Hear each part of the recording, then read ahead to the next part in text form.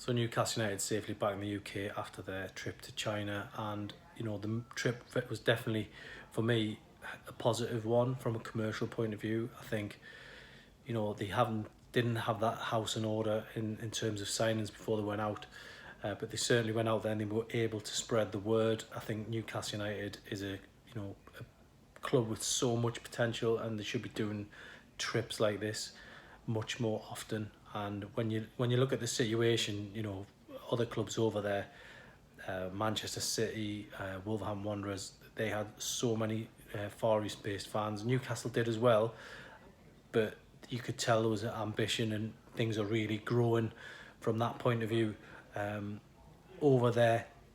Newcastle have resisted these trips in the past, which I think has been pretty much an own goal. I think you look at the trips to America, they haven't been as well organised as it could be. They've been to a place like Portugal where there's hardly any supporters out there apart from the fans coming from the UK. They haven't maximised the opportunity to spread the word globally, but they did on this trip. There were a lot of key events. They met a lot of people. They were involved in some high profile talks with TV companies. As you saw, they had a different sponsor on board for both games. They were able to spread that word from that point of view. But Newcastle now, they have to look at where they want to go globally. And, this trip, I'm sure, will have been a learning curve as well. They took Bob Moncur out there as the club's ambassador. But once he got out there, they realised there was more than one ambassador for the bigger clubs. Some real big Premier League names went out there. They were at the gala dinner. I think Newcastle United, got bigger sort of opportunities to take out more than one ambassador in the future. I'm pretty sure somebody like Alan Shearer would really fit the bill for Newcastle out there because of his association with the club and what just his image alone spread so much. So there is room for improvement on that score. But when you look at the trip from a playing point of view, back on the pitch, first game terrible against Wolves. I think they learned a lot from that. They played against the Wolverhampton Wanderers team who are ambitious. They really flexed the muscle out there from that point of view. Newcastle second game against West Ham, stifling conditions again. Got a good 1-0 win against the Hammers, and at least they signed off that tournament on a high.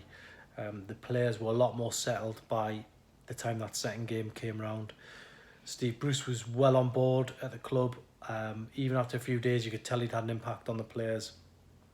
But getting that win, hopefully, is a step in the right direction. I think Newcastle, going forward now, games against Preston North End, Hibernian, then St Etienne at home at St James's Park. A real opportunity for everyone to see Joe Linton now. Hopefully there'll be more signings on board. As we go along in pre-season, Newcastle desperately need that. But overall, I think when you look at that trip to China, they went there in disarray. They came back looking a lot more organised.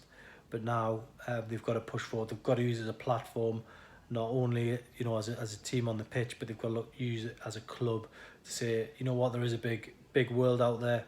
Newcastle can spread the name even further. You look at your Man Cities, you look at Man United, the huge global brands. I'm not for a minute saying Newcastle can get to that size very quickly without serious investment, but they can improve on things. And I think these trips have offered that example that there is a wider audience out there. There is an opportunity to maximise revenue, and they've got to really look at this now as a starting point. It's the first time they've been in the Far East for a long time. They've got to look at it as a starting point, something that they can definitely build on going forward.